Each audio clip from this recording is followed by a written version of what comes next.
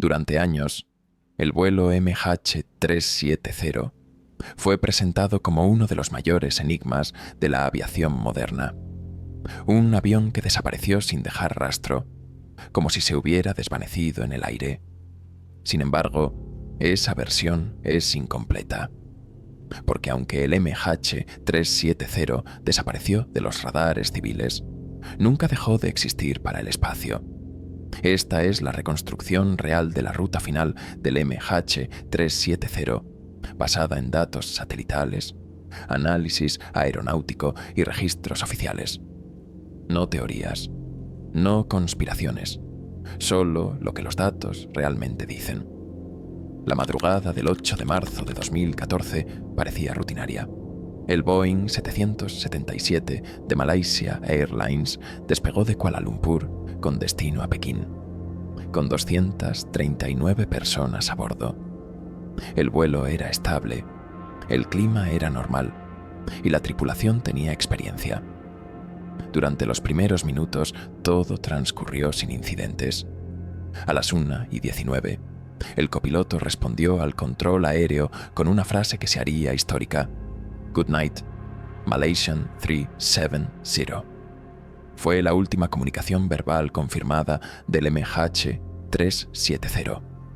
Minutos después, el transpondedor del avión fue desactivado manualmente. No falló, fue apagado.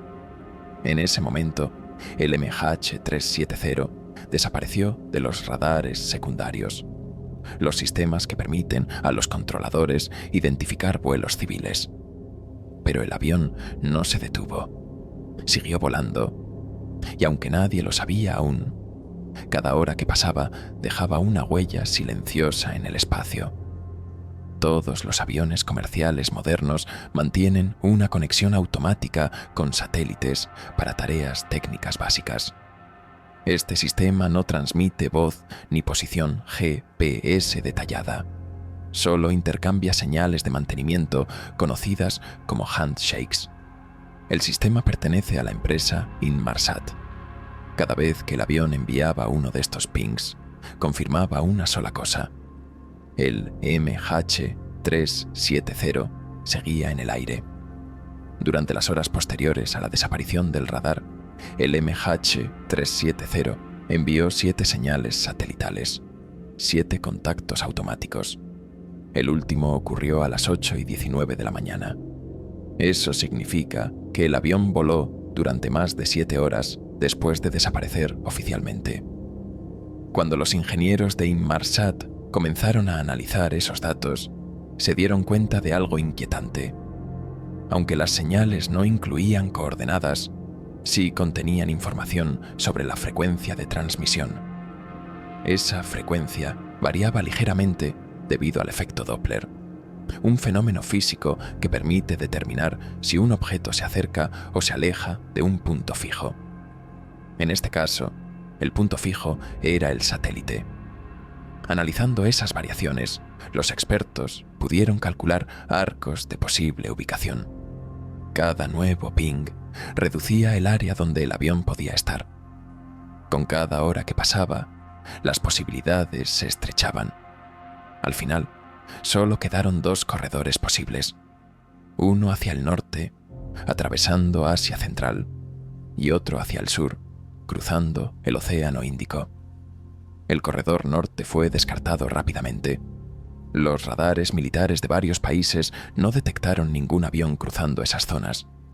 No había registros, no había pruebas. Solo quedaba el corredor sur, una ruta que se adentraba en uno de los lugares más remotos del planeta. Miles de kilómetros de océano sin islas, sin tráfico aéreo, sin testigos. Los datos satelitales del MH370 mostraban un patrón constante. No había señales de emergencia, no había descensos bruscos, no había intentos de comunicación. El avión mantenía una altitud estable durante horas. Eso descartaba un incendio repentino o una despresurización catastrófica en las primeras fases del vuelo. Todo indicaba que alguien estaba pilotando el avión, o que al menos el avión seguía un rumbo programado de forma deliberada. Otro dato clave surgió del análisis del combustible. El Boeing 777 tenía suficiente combustible para volar aproximadamente 7 horas y media después del despegue. El último ping satelital ocurrió justo cuando ese límite se alcanzaba, no antes, no después, exactamente cuando el combustible debía agotarse. Eso llevó a una conclusión inquietante entre los investigadores. El MH370 probablemente se quedó sin combustible en ese momento. Cuando ambos motores se apagaron, el sistema eléctrico dejó de funcionar. El avión dejó de comunicarse con el satélite y comenzó un descenso final no controlado hacia el océano. Años después, restos confirmados del MH370 comenzaron a aparecer en playas del Océano Índico.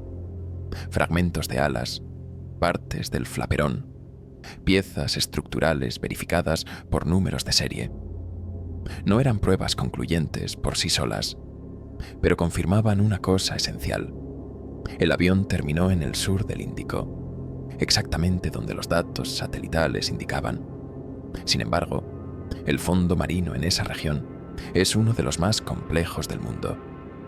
Profundidades superiores a los 4.000 metros, montañas submarinas, cañones y fallas geológicas. Buscar un avión allí es como buscar una aguja en un continente sumergido. A pesar de las búsquedas más costosas de la historia de la aviación, el fuselaje principal nunca fue encontrado. La ruta final del MH370 no fue caótica, no fue errática, fue limpia, prolongada y silenciosa. Eso es lo que hace que este caso sea tan perturbador. El avión no cayó inmediatamente, no explotó, no pidió ayuda. Voló durante horas hacia un lugar del que no había regreso. Los datos satelitales no revelan qué ocurrió dentro de la cabina. No explican por qué el transpondedor fue apagado, ni por qué nadie respondió a las llamadas. No dicen si hubo un evento médico, una intervención humana o una secuencia de decisiones fatales. Pero sí dejan algo claro. El MH370 no desapareció sin rumbo. Fue dirigido hacia el sur de manera constante. Cada nueva simulación basada en los datos de Inmarsat refuerza esa conclusión.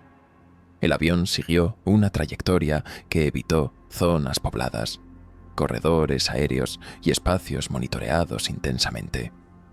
No fue una coincidencia. Fue una ruta que solo podía terminar de una forma. Hoy sabemos que el MH370 no se perdió en el instante en que desapareció del radar. Sabemos que siguió volando. Sabemos hacia dónde. Sabemos durante cuánto tiempo.